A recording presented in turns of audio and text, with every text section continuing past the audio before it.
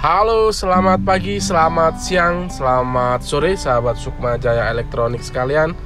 Selamat datang kembali di channel ini. Kali ini kami kedatangan satu buah TV merek lokal. Ini mereknya Aero.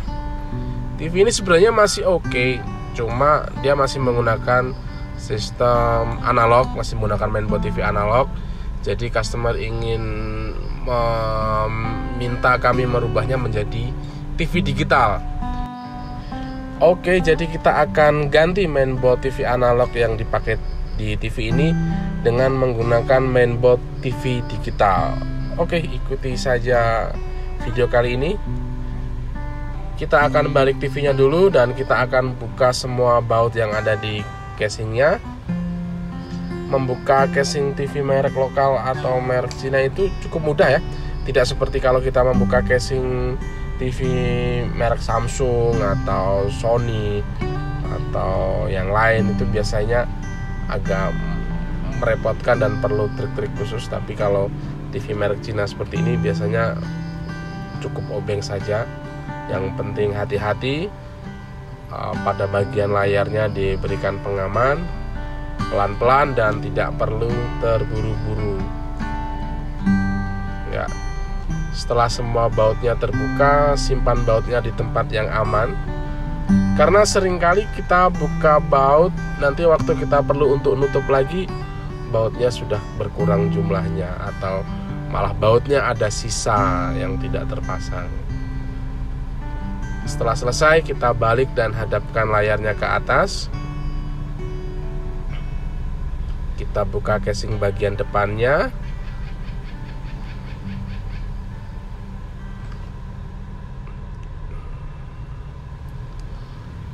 Oke, kita akan melepaskan layarnya dari rangkaian TV-nya ya. Nah, sebenarnya kalau untuk melepaskan layarnya kita cuma perlu melepas kabel LVDS dan kabel koneksi backlight-nya ya. Hati-hati jangan sampai merusak layar dan kabel-kabelnya. Kita cabut kabel backlight-nya.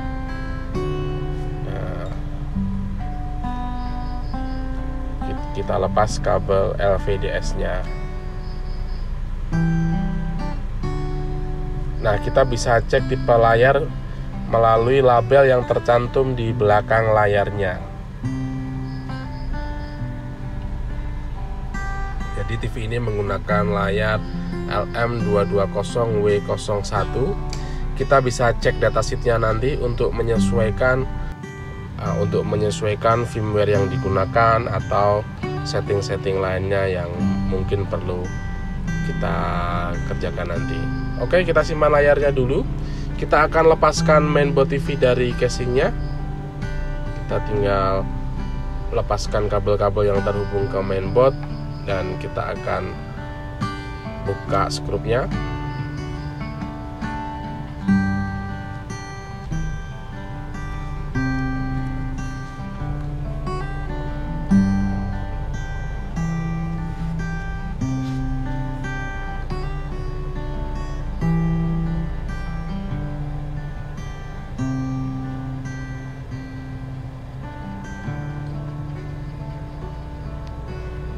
Hati-hati saat melepas kabel-kabelnya ya. Tidak perlu terburu-buru atau dipaksa. Oke, ini dia mainboard aslinya, masih menggunakan sistem TV analog. Ini mainboard V59. Dan kita akan ganti menggunakan mainboard baru tipe RR52C.03A. Ini bentuk mainboard barunya. Kita akan bandingkan dengan mainboard yang lama, dan pot-potnya pun masih sama persis ya. Jadi nanti kita tinggal pasang saja, lebih mudah. Keduanya punya ukuran yang mirip, hanya bentuknya saja beda sedikit. Nah, paling kita perlu memodifikasi sedikit untuk konektor tombolnya ini, karena untuk mainboard yang lama itu menggunakan konektor 13 pin untuk tombol sensornya ya. Sedangkan untuk mainboard yang baru itu menggunakan konektor 14 pin. Jadi ada perbedaan susunan konfigurasi kabel-kabel tombol dan sensornya.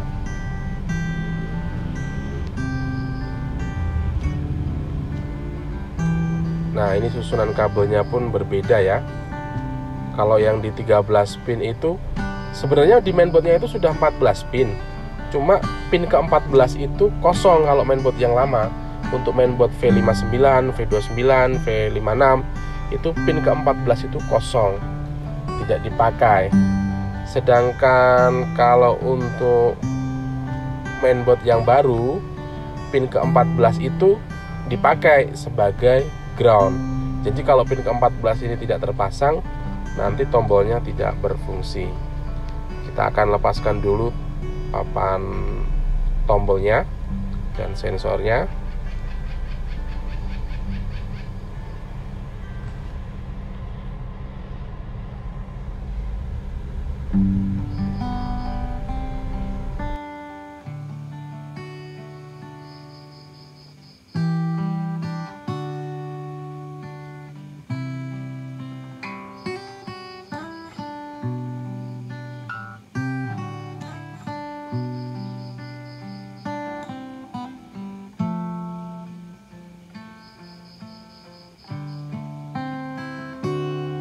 Jadi untuk menyesuaikan tombol dengan mainboard itu sebenarnya cukup gampang ya. Kita cuma tinggal menyesuaikan fungsi tombol. Nah, ini kan fungsi tiap pin sudah tercantum pada papan tombolnya di sini. Pada sensornya pun juga sama. Kita bisa lihat fungsi pinnya sudah tercantum di sini. Nah, tinggal kita urutkan kabelnya mana yang masuk ke jalur itu tadi di mainboard. Kita tinggal urutkan kabelnya berdasarkan fungsi pin ini. Nah, kita akan ganti konektor menjadi 14 pin.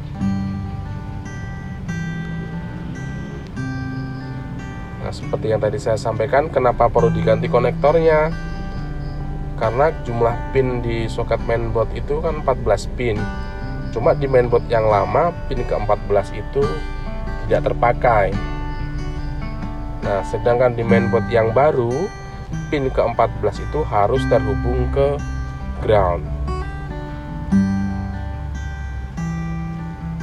Kita akan gunakan pisau cutter untuk melepas kabel dari konektornya.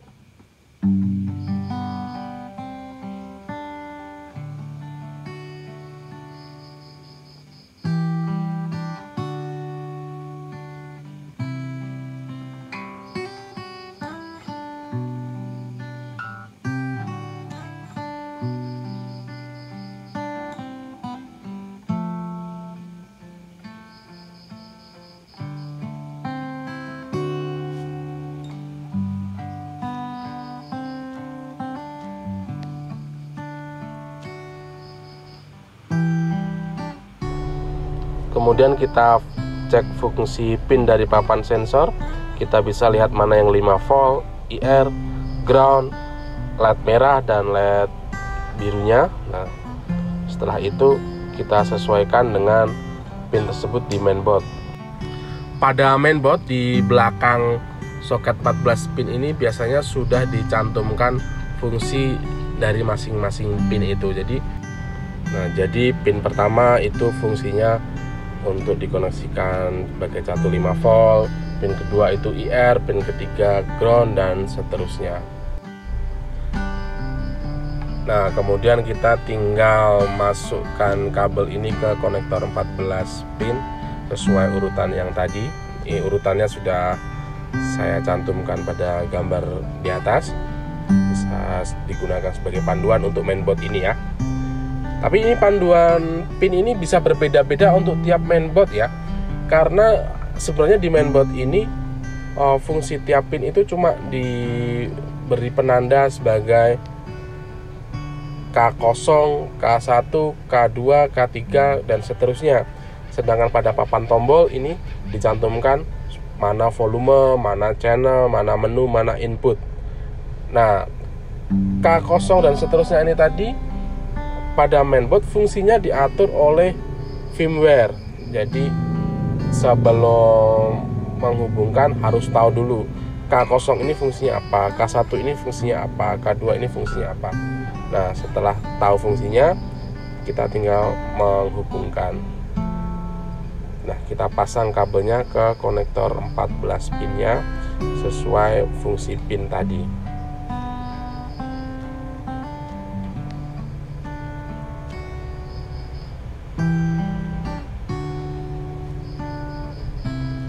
Nah, urutan kabel konektornya bisa ikuti panduan yang saya cantumkan di gambar ya.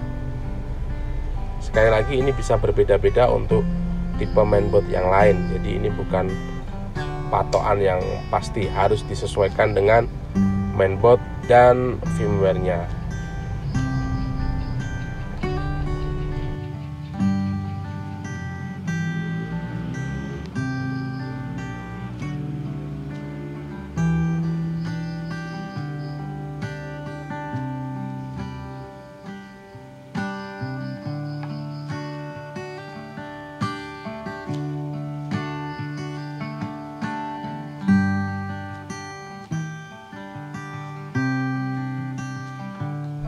Setelah selesai kita masukkan ke konektor, konektornya akan kita pasang ke mainboard.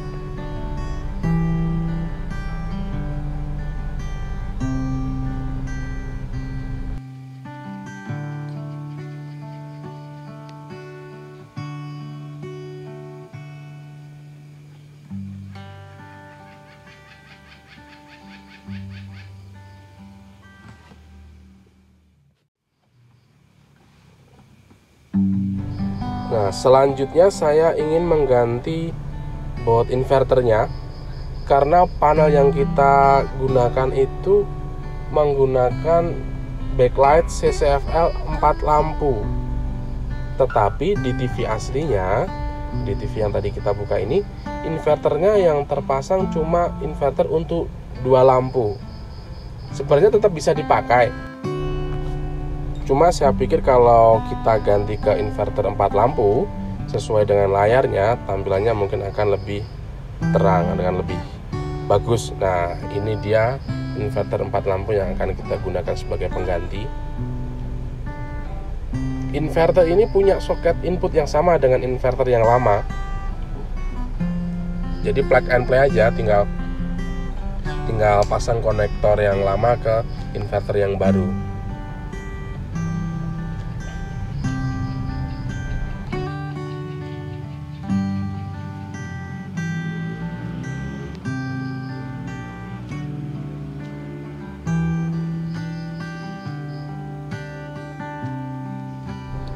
Kemudian kita akan pasang kembali semua part yang tadi kita lepas. Kita pasang kembali ke casingnya. Ya, kabel-kabelnya kita rapi-rapikan juga.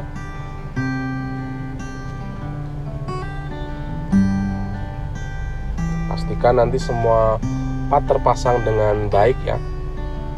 Jangan sampai ada yang terlewat.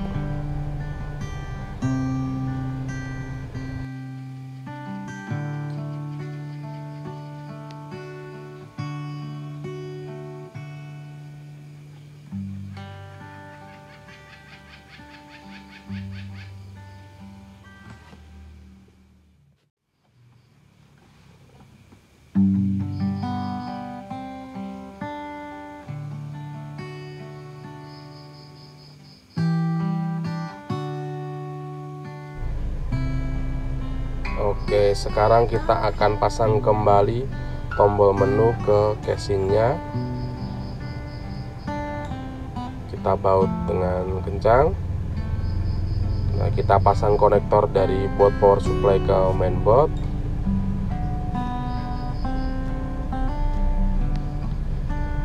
Nah, pemasangan inverternya kita sesuaikan juga ya, panjang kabelnya.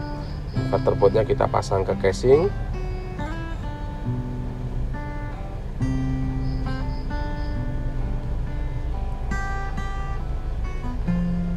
Kemudian kabel konektor dari inverter Kita pasang kembali ke mainboard.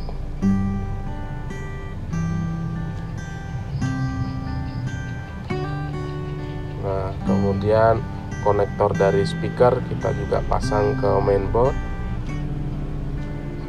Yang terakhir ini papan sensor IR-nya kita pasang kembali ke casing.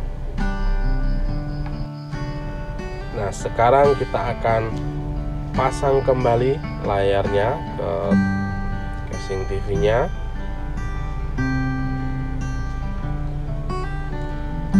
Yang pertama kita akan pasang konektor kabel LVDS ke mainboard. Nah, bagi yang belum tahu bagaimana cara pasang kabel LVDS ke mainboard, pastikan kabel VCC yang warna merah, itu biasanya ada tanda titiknya, itu mendapatkan pin nomor 1 di soket LVDS-nya. Nah, setelah itu kita pasang konektor lampu backlight dari layar ke soket yang ada di inverter.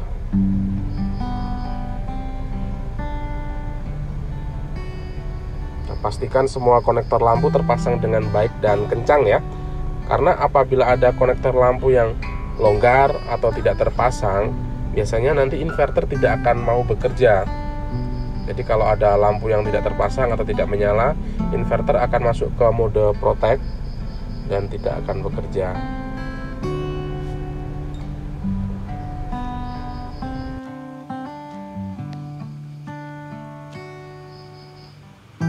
Oke, sekarang siap kita nyalakan. Kita akan hubungkan kabel power ke stop kontak. Kita lihat apakah berhasil. Kita pencet tombol power dulu.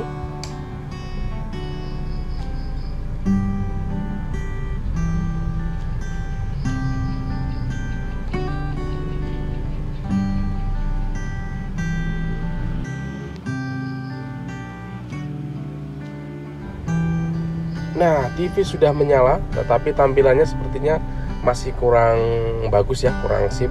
Kita lihat ada gambar menu yang pecah-pecah di sana.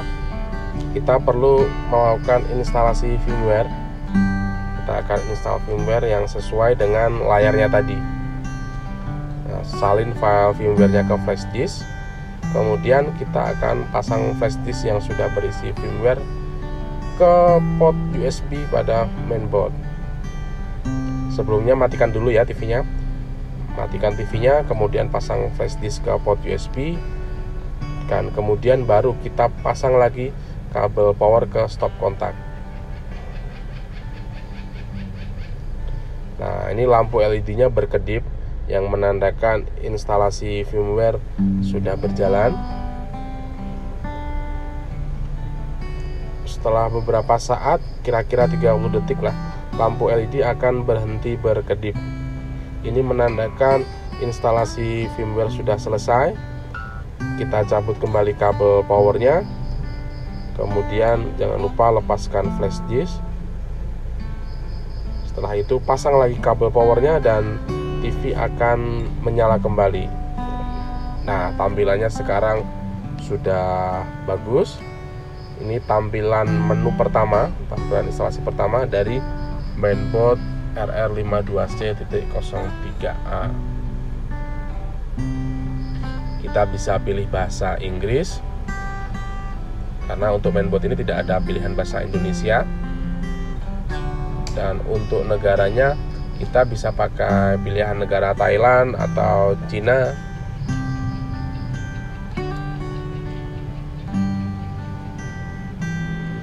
Kita akan pasang konektor antena. Ini antena UHF biasa ya. Setelahnya kita tekan enter atau OK untuk menampilkan pengaturan tuning. Kita pilih di TV itu digital television dan tipe digitalnya DVB-T. Kita tekan enter dan TV akan memulai pencarian siaran secara otomatis.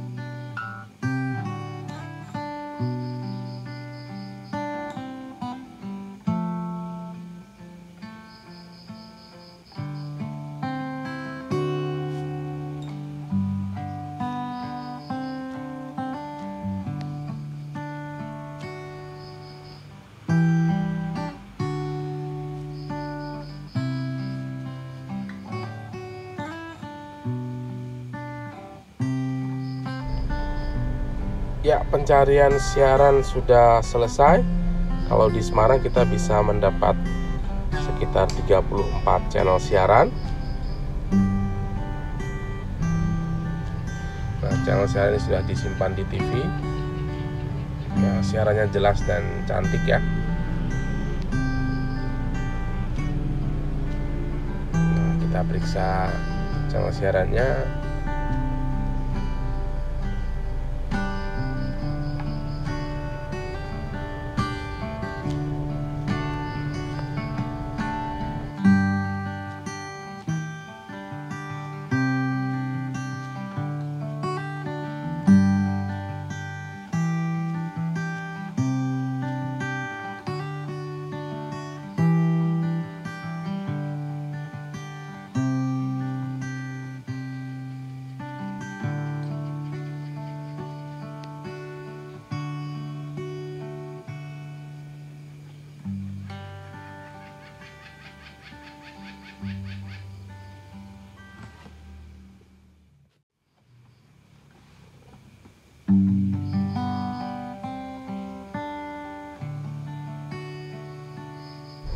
Di mainboard ini kita juga bisa memutar file multimedia seperti video, musik, dan gambar dari USB flash disk, USB drive.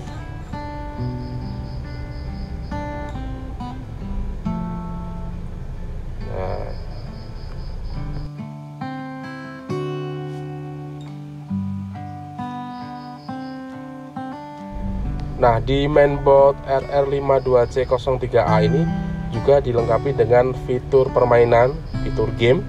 Jadi ada beberapa permainan yang bisa dimainkan menggunakan remote control.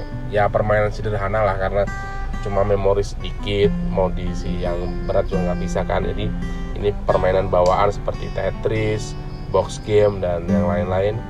Tapi ya cukuplah untuk menghibur kalau bosan. Ya, semuanya sepertinya berjalan baik ya.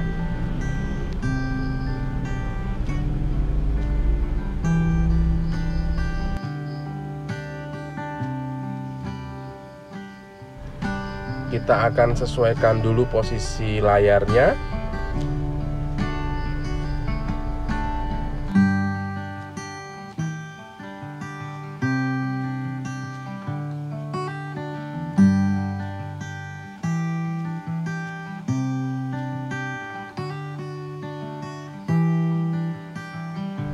Kemudian kita akan pasang kembali casing bagian depannya.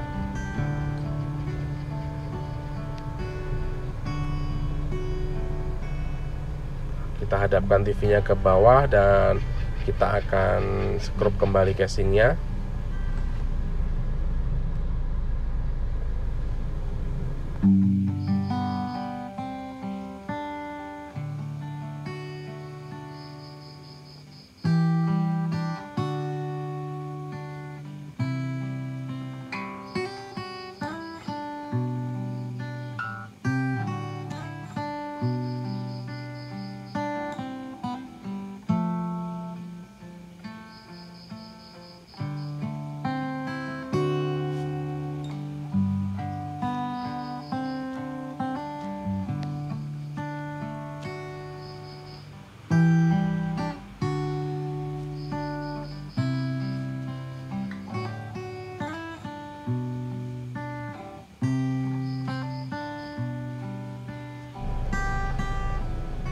Oke, sudah selesai semua dan ini dia TV baru kita. Semoga konsumennya suka nanti.